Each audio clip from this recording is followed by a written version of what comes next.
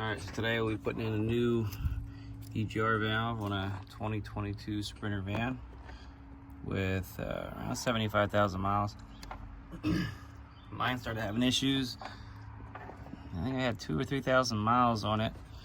I had to start cleaning it. Don't really have time to have the dealer not fix it.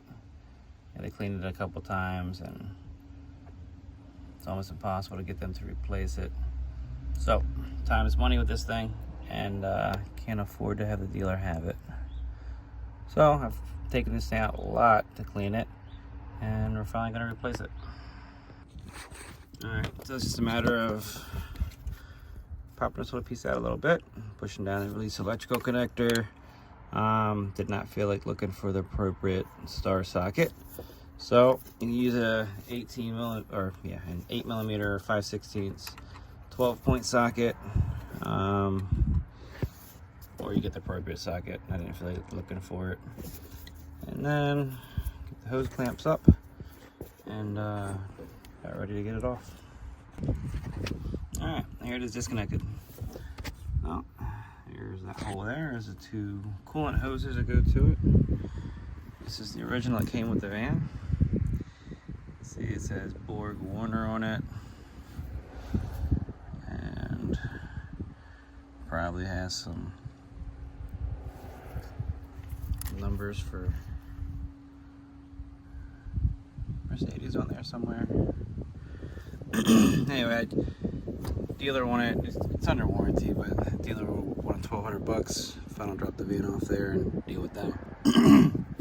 So bought one online. It's new. I think maybe it was $250 or something. I'll look it up and post it with this. Alright, so this one says Borg Warner aftermarket. Is there a difference? Well, hopefully there is a difference, because the factory one didn't work very well at all after about 2,000 miles.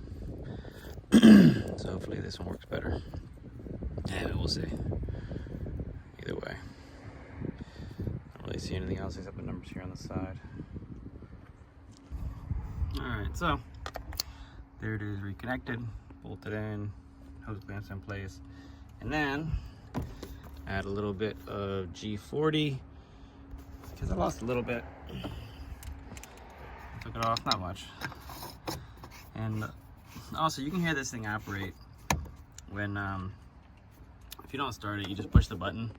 So I guess key one engine off, you can hear it move. I actually had the old one out and I watched it move as I freed it up and cleaned it. Kind of wanted to see what it did. And of course, if you use a laptop with the Zentry software, then you can actually kind of play with it there too and operate it. All right, well, let's see if it works. All right, so took a short drive and no longer in limp mode. So if it lasts or doesn't last, I'll post it. I do a decent amount of miles, so it shouldn't take too long to find out. Hopefully this is helpful to somebody.